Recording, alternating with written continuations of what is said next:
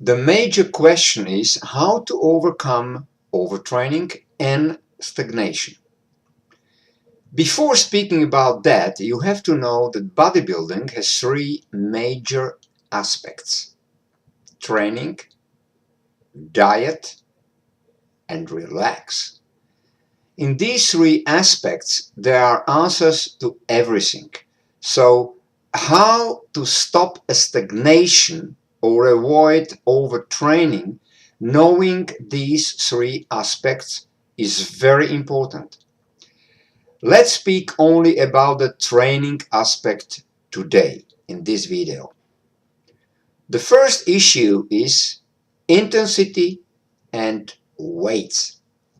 Fighting the stagnation means gradually using your training more intensity, and if you feel you can do it and you need to do it, also use after a time more weight.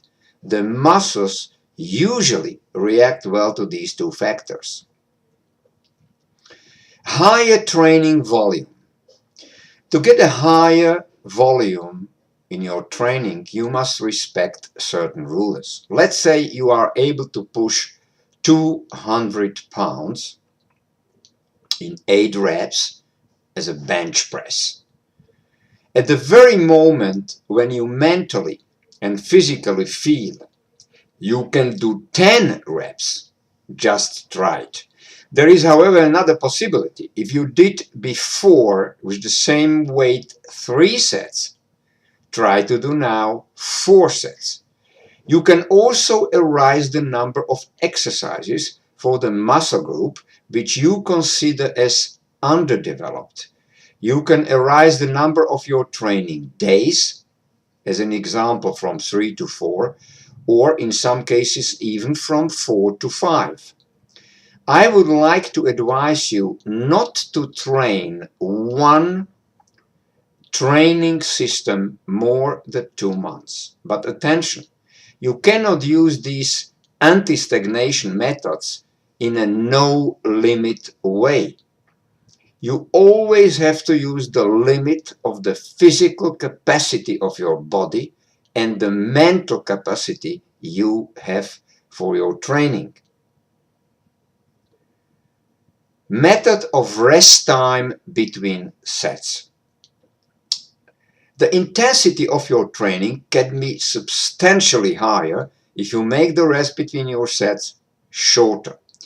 Your muscle must do practically the same work as before with the same weight, but in a shorter time. You can really bulk better your muscles with this method. Several experts are saying that this particular method is the most efficient for getting better muscle results. Another possibility, negative part of the movement. Not only no bodybuilders are saying this, but also there are scientific proofs that the negative part of a movement in weightlifting is much more efficient as the positive part. The growth of the muscle is bigger if we are really concentrated on the negative part of the movement. Such negative part of the movement are often called also as eccentric movements. The negative movement is influencing very much so-called muscle fibers of type 2B, but about this I shall speak in a separate video. How to concentrate your effort on the negative movement? It's a good question. When you do, as an example, bench press, you push the weight slightly quicker when you go up, and when you go down, you do it in a slower way. You must go down slowly, but not only that, you have to be very concentrated. Speed of the movements. You can play with movement speed. If you train in a slightly higher speed, you can move, of course, higher weights. If you decide to move the barbell or the dumbbells in a slower motion, you will be obliged to go down with the weight. The manipulation between the speed and the weight is one of the best methods for getting a higher intensity and also for fighting against stagnation. Choice of exercises. Stagnation can be caused by your bad choice of the exercises. If you want better legs, you have to choose basic compound movements like squat or leg press. For shoulders, you have to choose shoulder press. For lats, you have to do pull down and pull ups. All such exercises are engaging more muscle fibers from several parts, and they are behind a quicker muscle growth.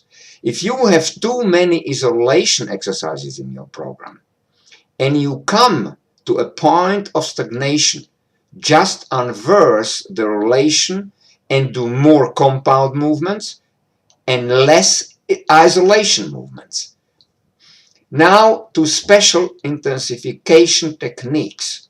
I already spoke about the basic intensification methods, but there are some which still exist, and I will speak about them maybe separately. The first one is anti-fatigue principle, the so-called pre-fatigue.